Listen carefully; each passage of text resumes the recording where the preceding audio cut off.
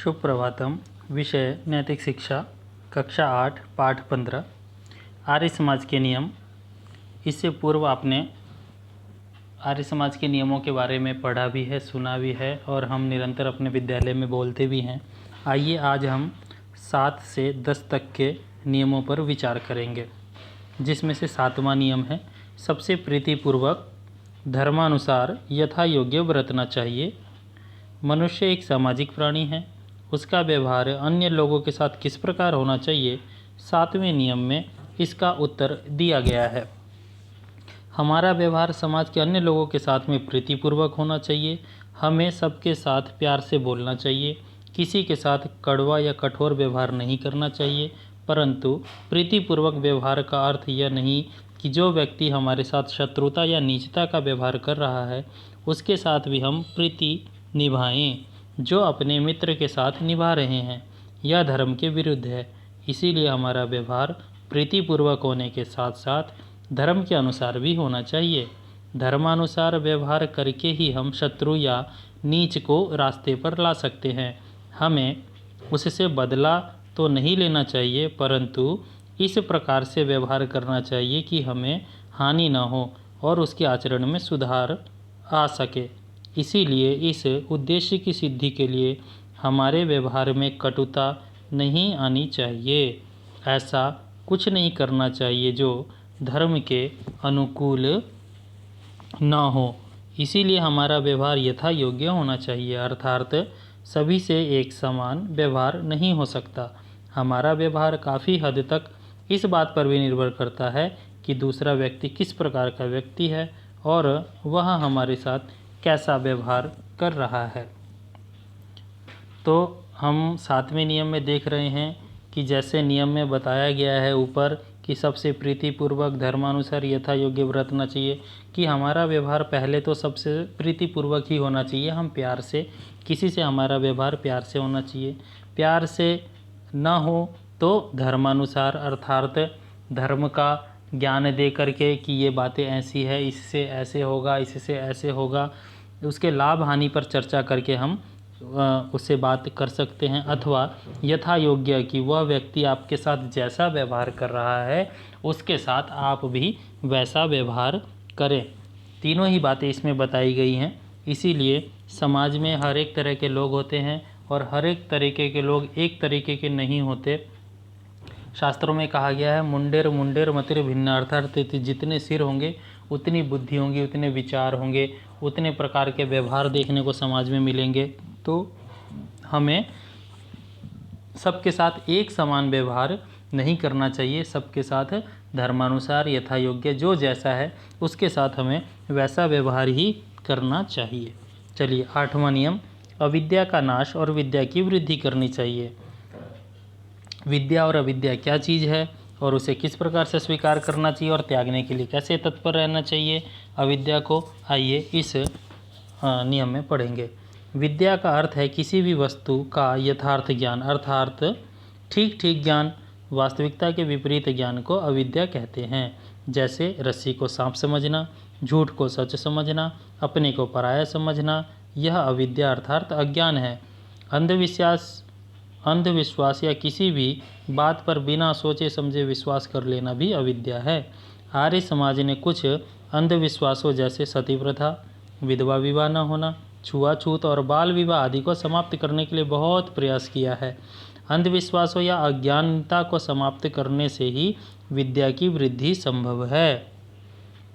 इस साइंस के युग में रहते हैं हम साइंस के युग में रहते हैं।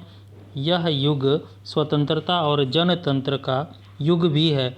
दोनों के लिए शिक्षा और विद्या आवश्यक है। अज्ञान और अविद्या अभिशाप है। इसीलिए अविद्या का नाश और विद्या की वृद्धि करना प्रत्येक व्यक्ति का कर्तव्य है। तो 8वें नियम में यह बताया जा रहा है कि जो भी ग्रहण करने योग्य है उसे तुरंत ग्रहण कर लेना चाहिए, चाहे वो आप किसी भी उम्र में हो। ये नहीं कि व्यक्ति बुजुर्ग हो गया, MBBS कर लिया, डॉक्टर बन गया और उसे कुछ लग गया कि ये चीज़ें अच्छी हैं, लेकिन मैं इतना बड़ा व्यक्ति हूँ, मैं इसे क्यों स्वीकार करूँ, तो यह गलत बात है। इसीलिए व्यक्ति को हमेशा अच्छी चीज़ों को स्वीकार करने के लिए तत्पर रहना चाहिए तथा बुराई को छोड़ने के लिए हमेशा तत्पर रहना चाहिए, तैयार रहना चाहिए दोनों चीज़ों को में। अच्छाई को ग्रहण करने में और बुराई को छोड़ने में हमेशा तैयार रहना चाहिए। चलिए 9वां नियम, प्रत्येक को अपनी उन्नति में संतुष्ट न रहना चाहिए किंतु सबकी उन्नति में अपनी उन्नति समझनी चाहिए। प्रत्येक को मतलब मनुष्य जितने भी हैं संसार में, किस प्रकार के उनके अंदर गुण होने चाहिए कि अपनी ही उन्नति से संतुष्ट नहीं रहना चाहिए किंतु सबकी उन्नति में अपनी उन्नति समझनी चाहिए, अर्थात समाज को साथ में लेकर के चलना चाहिए। चलिए इसके भाव को देखते हैं। इस नियम में सभी मनुष्यों को, विशेषकर आर्य समाज के सदस्यों को प्रेरणा दी गई है कि यह केवल अपनी उन्नति में संतुष्ट न करें, उन्हें यह भी देखना चाहिए कि प्रत्येक आसपास में रहने वाले या कार्य करने वाले अन्य व्यक्तियों की समान रूप से उन्नति हो। दूसरे शब्दों में यह भी कहा जा सकता है कि हमें कोई भी कार्य करने से पहले यह सोच लेना चाहिए कि हमारे इस कार्य से हमारे आसपास रहने वाले अन्य लोगों का कोई गलत प्रभाव तो नहीं होगा। हमारे कार्यों से हमारे साथ साथ अन्य लोगों की उन्नति होनी चाहिए। उन्नति का अर्थ है शारीरिक, आर्थिक, सामाजिक, धार्मिक और आत्मिक उन्नति। हमारा कर्तव्य है कि हम इस बात का ध्यान रखें कि हमारा प्रत्येक कार्य हमारी तथा हमारे संपर्क में आने वाले सभी लोगों की शारीरिक, आर्थिक, सामाजिक, धार्मिक और आत्मिक उन्नति में सहायक हो, बाधक नहीं। हमारी उन्नति समाज, देश और मानव मात्र की उन्नति का अंग हो, तभी संसार में सच्चा सुख होगा। अर्थात कि हमारे कार्य से किसी को नुकसान नहीं होना चाहिए, चाहे हम समाज में कोई व्यवसाय कर रहे हों या कोई मकान, दुकान, सड़क का निर्माण कर रहे हों, हमारे किसी भी उन्नति कार्य से दूसरे की अवनति ना हो, दूसरे को दुख ना हो। और दूसरा हमें क्या ख्याल रखना है कि हमारे कार्य से क्या बाकियों की उन्नति हो रही है, क्या हमने कोई बिजनेस स्टार्ट किया, हमने कोई कार्य स्टार्ट किया है तो क्या इससे समाज को फ़ायदा होगा, क्या इससे और 10 लोग लाभ उठा पाएंगे। अगर ऐसा है तभी समाज की उन्नति संभव है। और यहाँ पर उन्नति के प्रकार में बताए गए कि शारीरिक उन्नति होनी चाहिए, आर्थिक अर्थात धन की उन्नति, सामाजिक उन्नति मतलब समाज का विकास, धार्मिक उन्नति मतलब अपने कर्तव्य का विकास, और आत्मिक उन्नति आपकी आत्मा का विकास हो रहा है या नहीं हो रहा है। इस नियम में हमें इस पर अवश्य ध्यान देना चाहिए। 10वां नियम, सब मनुष्यों को सामाजिक सर्वहितकारी नियम पालने में स्वतंत्र रहना चाहिए और प्रत्येक हितकारी नियम में सब स्वतंत्र रहें। देखिए मनुष्य सामाजिक प्राणी हैं, कहाँ पर स्वतंत्र रहना है, कहाँ पर नहीं रहना है, यह यहाँ पर आर्य समाज के 10वें नियम में बताया गया है। आपने टीवी पर बहुत सारी डिबेट सुनी होगी कि हमारी आवाज़ को दबा दिया गया, हमें बोलने का अधिकार नहीं है, हमारी आज़ादी छीनी जा रही है, ऐसी ऐसी बातें। जेएनयू में भी बहुत ऐसे नारे लगते हैं और क्या कहा जाता है कि हमें बोलने का अधिकार नहीं है, हमें दबाया जा रहा है। तो कहाँ पर बोलना चाहिए, कहाँ पर अधिकार है, कहाँ पर नहीं है, ये इस 10वें नियम में बताया जा रहा है। ध्यानपूर्वक देखिए। इस नियम में बताया गया है कि किस अवस्था और क्षेत्र में मनुष्य को स्वतंत्रता से अर्थात अपनी इच्छा से कार्य करना चाहिए और किस अवस्था में, क्षेत्र में उसे काम करते समय अपनी इच्छा को एक ओर रखकर समाज के हित का ध्यान रखते हुए सामाजिक एवं राष्ट्रीय नियमों के अनुसार आचरण करना चाहिए।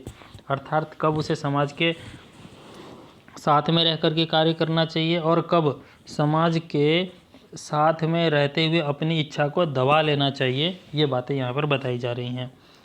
व्यवस्था को ध्यान में रखते हुए हर समाज में अलग अलग तरह के अलग अलग नियम बने होते हैं। जैसे खिलाड़ी के लिए अलग नियम होते हैं मैदान में, विद्यार्थियों के विद्यालय में तथा सिपाहियों के लिए युद्ध में के मैदान में कुछ विशेष नियमों का पालन करना अनिवार्य है।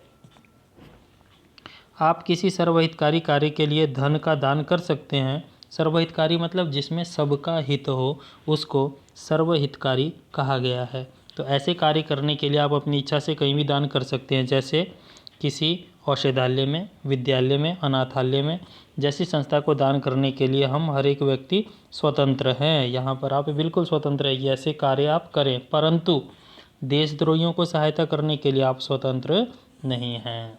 देखिए ये क्योंकि देश के आन बान शान की बात आ गई, इसीलिए यहाँ पर आप स्वतंत्र नहीं हैं। अगर आप ऐसा कुछ करते हैं तो आपको कारावास हो सकता है, आपके ऊपर देशद्रोह का मामला दर्ज हो सकता है।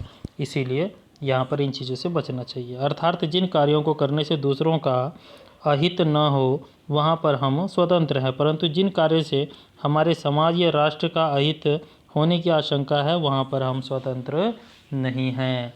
मतलब जहाँ पर देश को, समाज को नुकसान हो रहा हो वहाँ पर आप स्वतंत्र नहीं हैं, वहाँ पर फिर आपको संविधान के अनुसार में चलना पड़ेगा।